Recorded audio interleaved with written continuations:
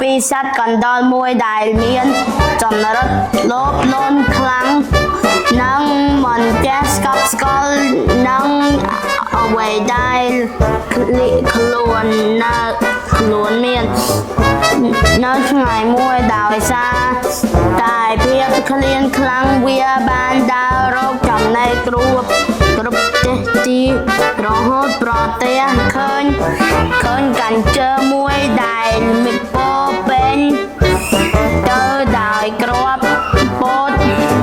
ស្ងួតល្អមិនក្លិនឈ្ងុយគួរឲ្យចង់ស៊ីទោះបីជាកញ្ជើនោះមើលទៅគ្មានផ្លូវចូលងាយស្រួលក៏ដោយកណ្ដុរបានប្រឹងប្រែងស្វែងរករហូតឃើញប្រហោងតូចមួយហើយលូនចូលដោយការលំបាកនៅពេលចូលទៅដល់ក្នុងកញ្ជើវាមានក្តីសប្បាយរីករាយយ៉ាងខ្លាំងហើយចាប់ដើមស៊ីពោតដោយមិនបងអស់ពេលវាស៊ីដោយមិនគិតពីផលវិបាកទោះបីជាស្អែកហើយក៏នៅតែបន្តស៊ីទៀតទោះចាត់លើកលឿនធ្វើឲ្យវាចង់ទទួលបានអ្វីឲ្យច្រើនជាងគេជាបន្តបន្ទាប់ពោះរបស់វាបានប៉ោងធំរហូតមិនអាចលូនចេញតាមប្រហោងតូចដែលវាចូលមកបានវិញនៅពេលដឹងថាខ្លួនជាប់គ្នាវាបានហឹងផែវចេញយ៉ាងខ្លាំងប៉ុន្តែมันអាចធ្វើបានឡើងវាចាប់ផលភ័យខ្លាចសានឹងអស់យំដោយអស់សង្ឃឹមខាណាស់នោះសត្វទន្សាយមួយបានដើរឆ្លងកាត់ហើយបានប្រាប់វាថាមូលហេតុដែលវាចេញមនុស្សមិនមែនដោយសារកាត់ហៅតូចទេប៉ុន្តែមកពីការស៊ីច្រើនពេក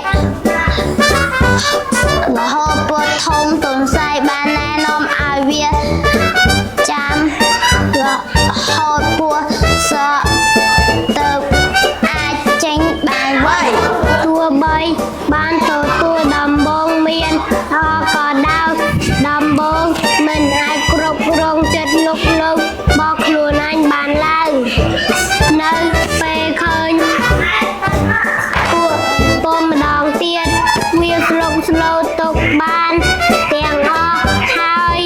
ចាប់ដើមស៊ីរហូតពួរប៉ោងជាថ្មីជាអកុសលខណៈនោះពេលវាកំពុងរីករាយនឹងអាហារនោះម្ចាស់ផ្ទះបានបុកដោនឹងស្មាដែលនៅជាមួយក៏បានឃើញកណ្ដុរនៅក្នុងកញ្ជើញហើយចាប់វាធ្វើជាចំណីបាត់ទៅរឿងនេះបង្ហាញយ៉ាងច្បាស់ថាការលោភលន់ហួសប្រមាណនឹងការមិនចេះអត់ធ្មត់មិនត្រឹមតែមិននាំមកនៅលោកសុខមង្គលទេប៉ុន្តែថែមទាំងនាំឲ្យបាត់បង់ឱកាសអនាគតនិងជីវិតផងដែរដូច្នេះមនុស្សគួររៀនចេះស្កប់ស្កល់នឹងអ្វីដែលខ្លួនមានស្គាល់ប្រមាណក្នុងការរស់នាំនៅនឹងគាត់នឹងគិតពីផលវិបាកមកធ្វើអ្វីមួយ